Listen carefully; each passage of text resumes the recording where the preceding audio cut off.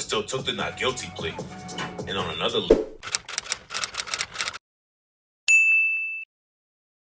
Hi, hello, I am back, okay, with another reaction video, of course. What else am I here for? But today, I'm going to be reacting to Central C versus Digga D, the UK drill war. I do know that Central C and Digga D have beef, or like, you know, don't get along or whatever, but I don't really know what is going on or like why they don't get along. So this video was suggested, so I thought, you know what, today's the day we react to this video. But before I jump into this, make sure you follow me on Instagram. Jump over there, follow me. I'll let you know when I'm dropping new reaction videos. Also, thank you for showing love, following me, all that good stuff. Very happy and grateful for you all as well.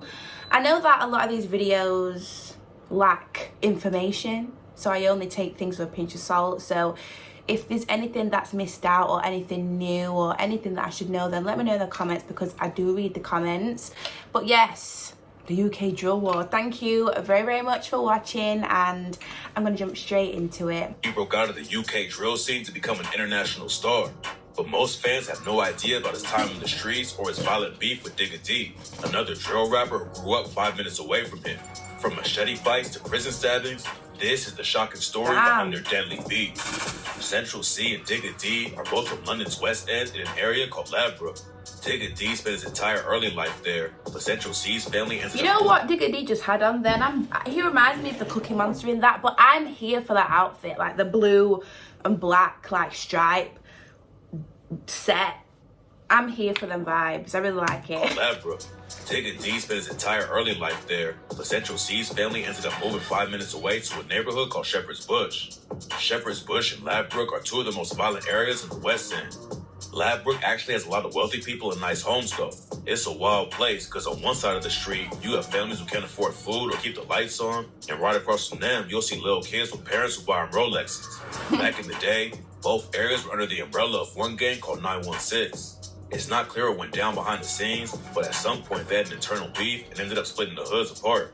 The crew from Ladbroke became known as 1011, and the dudes in Shepherd's Bush started two new gangs called 12 World and 12 Anti. Even though they're technically two different sets, 12 World and 12 Anti are clicked up heavy and share the same ops.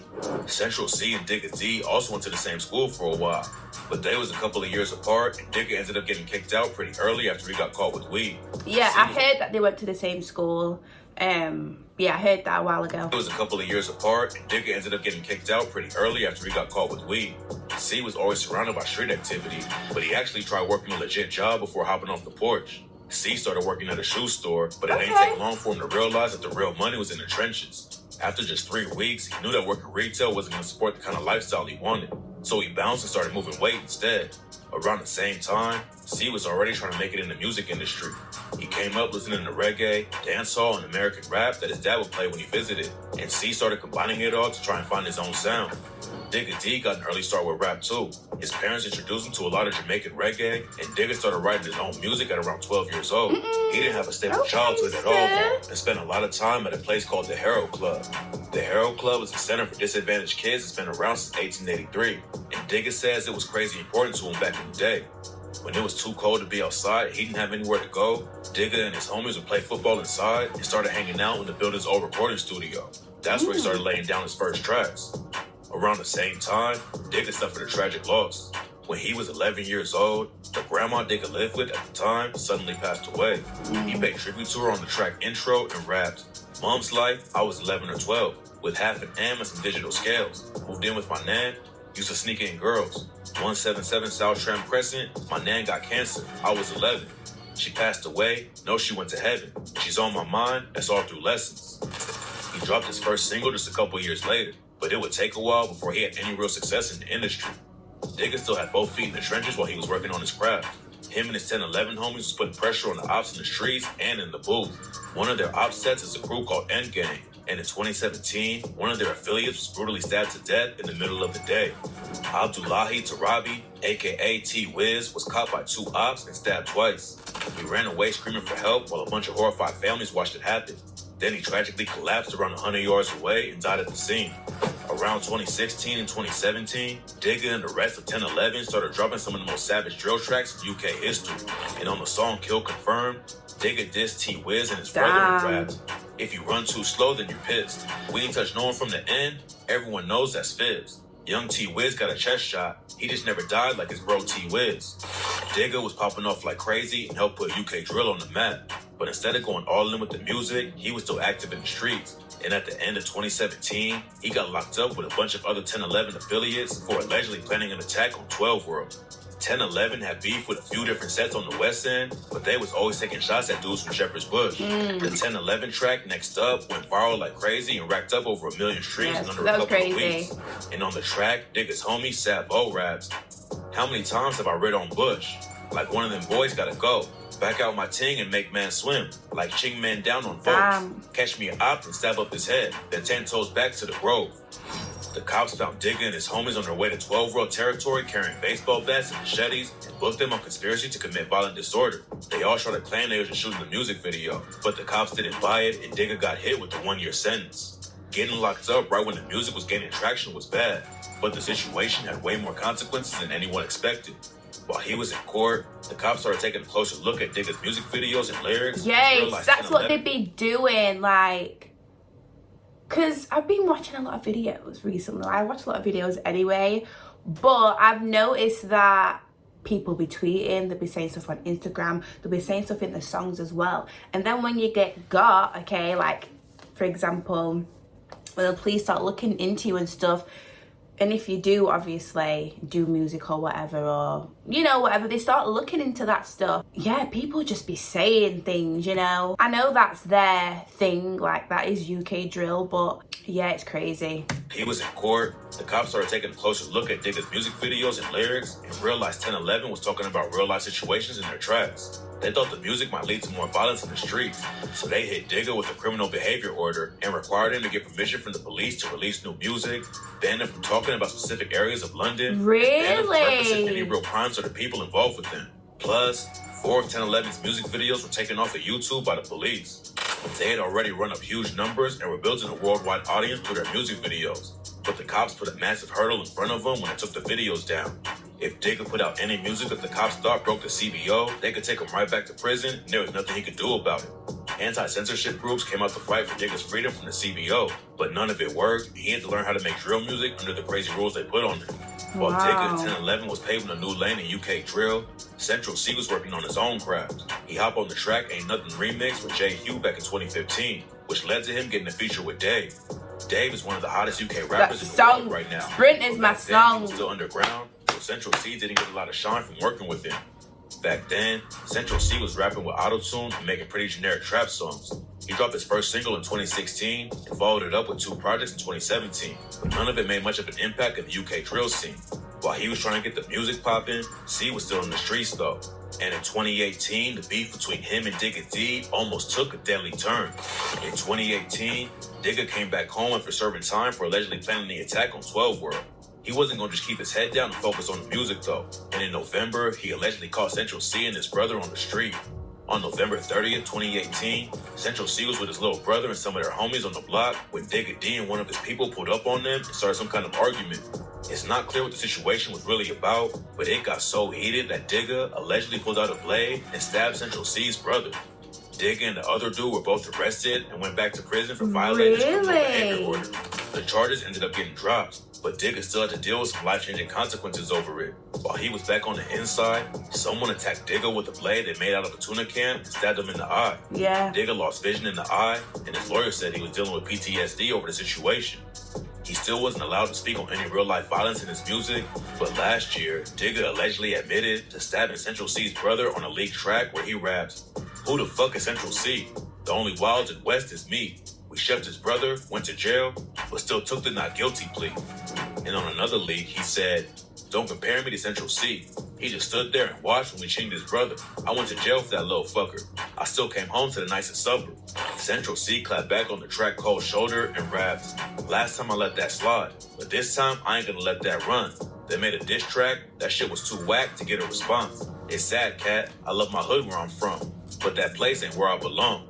Then he took it a step further on the track Ended Up Beginning and said, See, the way I chop it, would have thought I had a black belt. I don't even need practice. I remember I'm a natural. this. I want to hit Tennessee and don't mean Nashville. Yeah. The line was about a model that Digga D used to date in Tennessee Thresher. I remember that. Obviously, the diss ain't having too press though. Cause Digga just tweeted, rapping about 10, that's your way of payback? Damn, little bro. Digga D and Central C were already ops because of the crews they rep. But there's another reason Digga has issues with him. Since at least 2018, Digga has been sending shots back and forth with another rapper named Fredo. It's not clear where it all started, but one time Fredo went on Instagram Live and said that he's not making music with anyone from Ladbroke Grove. I'm making songs for Ladbroke Grove, but they're not clear. Later, Digga was on live when someone started playing a track from Fredo and Dave. Digga made it clear that he wasn't rocking with either one of them and said to turn it off. See what I'm saying? My man turn this shit off, man.